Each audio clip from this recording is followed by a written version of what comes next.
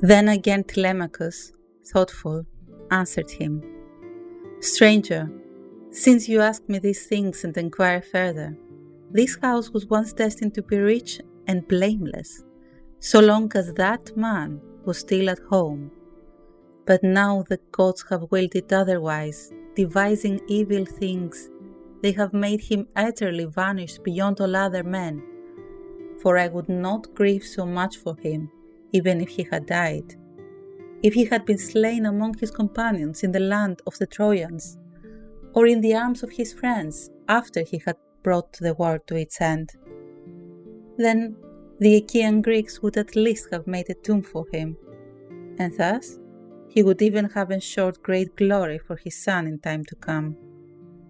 But now the Harpies have snatched him away without renown. He is gone, vanished, and unheard of, and for me he has left behind pain and lamentation. Nor do I mourn and grieve for him alone, since now the gods have brought upon me other sorrows as well.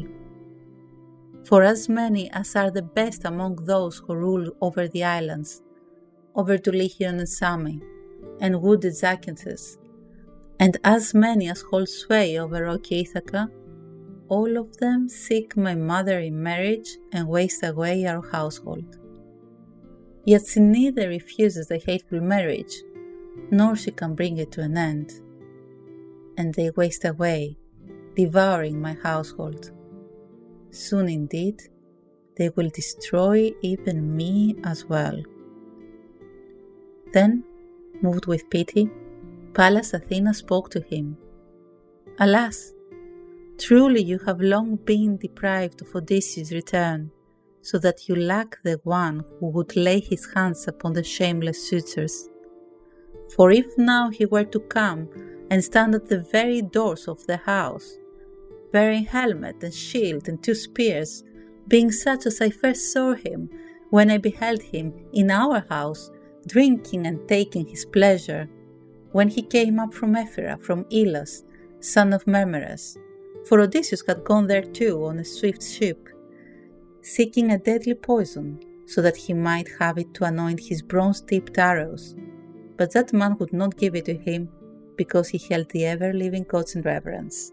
Yet my father gave it to him instead, for he loved him exceedingly. Such as he is, if Odysseus were to mingle with the suitors, they would all become swift-doomed and bitter bridegrooms. But truly these things lie upon the knees of the gods, whether returning home he shall take vengeance or not upon those within his halls. Yet you I bid to take heed, so that you may drive the suitors from the hall. But come now, listen and take heed of my words. Tomorrow, having called the noble Achaeans to the assembly, declare your message to all, and let the gods be witnesses. Bid the suitors disperse each other to their own homes. And if your mother's heart is set upon marriage, let her return again to her father's house, a house of great power. There they will prepare a marriage for her and arrange rich bridal gifts, many indeed, such as befit a beloved daughter. And I will give you this sound advice if you take it. Fit out a ship with 20 oarsmen, the best you can find, and go in search of your father long gone away, whether some mortal tells you of him, or you hear a voice from Zeus himself, which brings greatest fame among men. First, go to Pylos, and question the noble Nestor, and from there go on to Sparta to fair-haired Menelaus, for he was the last to return of the bronze-clad Achaeans. If indeed you hear of your father's life and his return, then, though in distress, you might endure yet another year. But if you hear that he is dead and no longer lives, then returning to your dear native land, raise a tomb for him, and render the due funeral offerings, many indeed as is fitting, and give your mother to a husband. But when you have brought all these things to completion, Then consider well within your mind and heart how you may slay the suitors in your halls, whether by guile or openly. You must no longer cling to childish ways, for you are no longer of such an age. Or have you not heard what glory noble Orestes won among all men when he slew his father's murderer, crafty Aegisthus, who had killed his famous father? And you, my friend, for I see you are very fine and full grown, be brave, so that even those yet to come may speak well of you. But I will now go down to my swift ship and to my companions, who I think are very much troubled as they wait for me. Do yourself take care, and heed my words.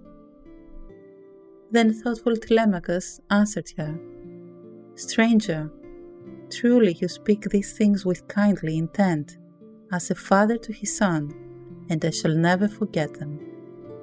But come now, stay a while, though you are eager for your journey, so that, having bathed and refreshed your heart, you may go to your ship bearing a gift, glad in spirit, a precious and beautiful one, which shall be a keepsake for you from me, such as friends exchange gifts with one another.